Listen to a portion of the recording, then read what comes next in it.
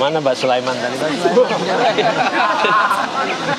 ketemu di Mas Riza tadi yang dibahas di dalam sama Pak Prabowo apa ini Mas? Terima kasih, saya hanya menyampaikan bahwa hari ini saya diberikan tugas oleh Pak Prabowo sama Ketua Umum PKB Pak Muhaimin membantu pemerintahan secara aktif. Mudah-mudahan tenaga, pikiran, dan waktu yang saya punya bisa membantu pemerintahan di masa yang akan datang.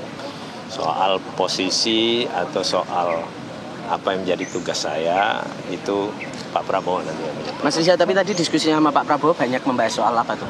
Ada banyak hal ya mengenai ekonomi secara umum dan mengenai situasi perekonomian masyarakat di bawah. Yang Pak Prabowo punya concern betul untuk ekonomi kita tetap tumbuh bahkan lebih tinggi dari situasi sekarang. Yang kedua, ingin semua masyarakat terlibat dan menerima manfaat. Kalau dari kader PKB sendiri kan ini baru hari ini Mas Riza, kemarin ada dua, Caimin sama Mas Karding, itu emang sudah cuma 3 ini atau mungkin ada lagi nih Mas Riza? Saya tidak bisa menjawab, saya hanya mendapatkan tugas dari Pak Muhaimin sebagai Ketua Umum PKB untuk membantu pemerintah. Terima kasih. Siap. Ya. Terima kasih.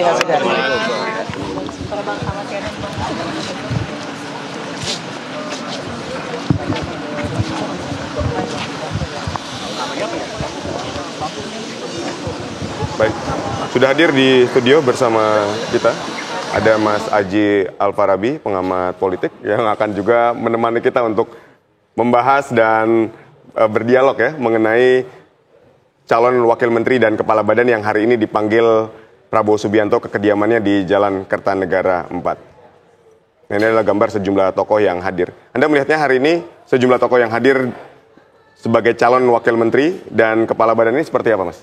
Ya, memang ada beberapa nama yang mengejutkan ya dari nama-nama yang dipanggil sejak kemarin.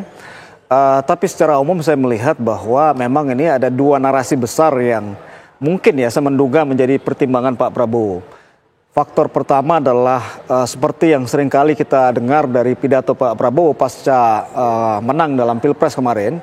Pak Prabowo selalu mengatakan bahwa kontestasi sudah selesai dan ini saatnya kita bersatu ya. Nah, saya melihat memang ada kecenderungan untuk Pak Prabowo merangkul semua tokoh politik ya dari berbagai macam segmen ya, sehingga itu tujuannya untuk memperkuat, mengkonsolidasi di awal kekuasaan Pak Prabowo. Yang kedua adalah memang kita melihat ada masih banyak sisi-sisi pertimbangan politik akomodatif dari Pak Prabowo dalam merekrut calon-calon menterinya ya, sehingga kita lihat dari berbagai nama-nama dari yang muncul dari partai ini mungkin sebagian besar adalah nama yang diusulkan oleh partai itu sendiri, sehingga ini kemudian menjadi menjadi PR tersendiri bagi Pak Prabowo nantinya. Karena saya melihat begini ya, salah satu tantangan terbesar Pak Prabowo ya ketika selesai dilantik adalah bagaimana untuk menjaga ekspektasi publik terhadap Pak Prabowo ya,